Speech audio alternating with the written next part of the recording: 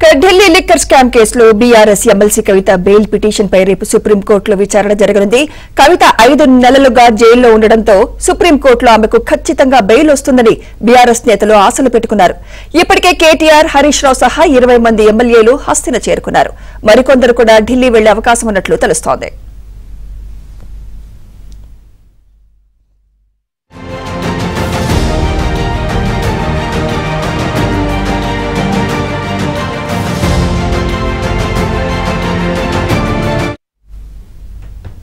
ఇదే అంశంపై మరింత సమాచారం మా ప్రతినిధి సతీష్ అందిస్తారు. సతీష్, కేటీఆర్, హరీష్ రావుతో సహా ఇంకా ఎవరెవరు ఢిల్లీ చేరుకున్నారు? సతీష్.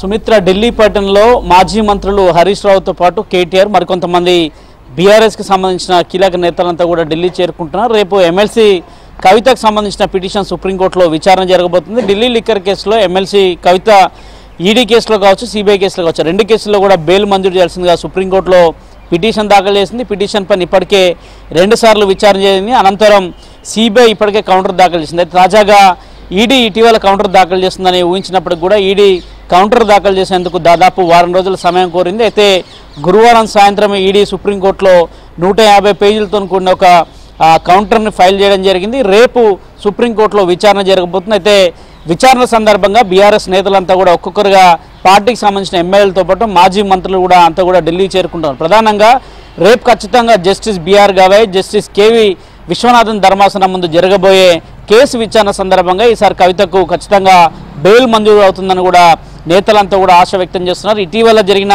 విచారణ సందర్భంగా కూడా ఖచ్చితంగా బెయిల్ వస్తుంది. అనేక మంది బీఆర్ఎస్కి సంబంధించిన మాజీ మంత్రులు, అదేవిధంగా ప్రస్తుత ఎమ్మెల్యేలంతా కూడా నాటి సందర్భంలో కోర్టుకు వచ్చిన సందర్భం ఉంది. కానీ ఆ సందర్భంలో కౌంటర్ అఫిడవిట్ ఈడీ దాఖలు చేయకపోవడంతో కేసు తిరిగి విచారణ వాయిదా పడింది. రేపు విచారణ జరగబోతుంది. దాదాపు మార్చి 15, 2023న కవితను అరెస్ట్ చేయడం జరిగింది. ప్రధానంగా ఈ కేసుకు సంబంధించి అంశంలో దాదాపు 5 నెలల నుంచి కూడా కవిత తిహార్ జైల్లో ఉంటుంది. ప్రస్తుతానికైతే ఆమెకు సంబంధించి అటు ట్రయల్ కోర్టులో హైకోర్టును బెయిల్ను తిరస్కరించడం సవాల్ చేస్తూ సుప్రీంకోర్టులో పిటిషన్ దాఖలు చేసిన నేపథ్యంలో పెద్ద ఎత్తున పార్టీకి సంబంధించిన ముఖ్య నేతలంతా కూడా హాజరవుతున్నారు. అయితే మధ్యాహ్నం ఉదయం 12 గంటలకు మాజీ మంత్రులు కేటీఆర్, హరీష్ రావు హైదరాబాద్ నుంచి నేరుగా ఢిల్లీ చేరుకున్నారు. ప్రస్తుతం ఇక్కడున్న అడ్వకేట్లతో కూడా మాట్లాడడం జరుగుతుంది. ముఖ్యంగా కవిత తరఫున సుప్రీంకోర్టులో సుదీర్ఘంగా ఇటీవల వాదనలు వినిపించారు ముకుల్ రోహత్గి. ఆయనతో మరోసారి చర్చించబోతున్నారు.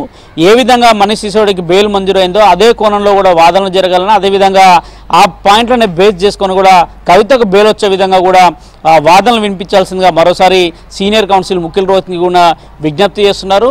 ఇటీవల జరిగిన పరిణామాలు చూస్తే కవితకు కొంత అనారోగ్య కారణం కావడం, అనంతరం ఆమెను ఎయిమ్స్కు తరలించడం, అక్కడ వైద్య పరీక్షలు నిర్వహించడం, తిరిగి ఆమెను తిహార్ జైలుకి తీసుకెళ్లడంతో కొంత బీఆర్ఎస్కి సంబంధించిన ముఖ్య నేతల్లో ఆందోళన కూడా నెలకొంది. ఈ నేపథ్యంలో సుదీర్ఘంగా 5 నెలలు అవుతున్నా కానీ కేసు విచారణకు సంబంధించి ఎక్కడ కూడా విచారణలో ముందుకు వెళ్ళకపోవడంతో ఖచ్చితంగా బెయిల్ మంజూరు చేయాల్సిందిగా కూడా సుప్రీంకోర్టులో పిటిషన్ దాఖలు చేశారు. రేపు పిటిషన్ పైన సుదీర్ఘంగా వాదనలు జరగబోతున్నాయి. అయితే రేపు వాదనల సందర్భంగా బెయిల్ మంజూరు అవుతుందా లేదా అనే అంశం పైన కొంత ఉత్కంఠత అయితే నెలకొంది. ఎందుకంటే ఇటీవలనే ఈడీ దీంట్లో కౌంటర్ అఫిడవిట్ దాఖలు చేసింది కాబట్టి కొంత ఈడీ దాఖలు చేసిన పాయింట్ల పైన కూడా సుదీర్ఘంగా బెంచ్ కూడా దాన్ని చూడాల్సి ఉంటున్న నేపథ్యం కాబట్టి ఒకవేళ రేపు విచారణ సందర్భంగా రేపే కవితకు 2 కేసుల్లో బెయిల్ మంజూరు చేస్తారా, లేదంటే తిరిగి మరో దఫా విచారణ అనంతరం ఆమెకు బెయిల్ మంజూరు చేస్తారనేది కూడా కొంత సస్పెన్షన్ పైన ఉత్కంఠ అయితే వీడాల్సి ఉంది. సుమిత్ర.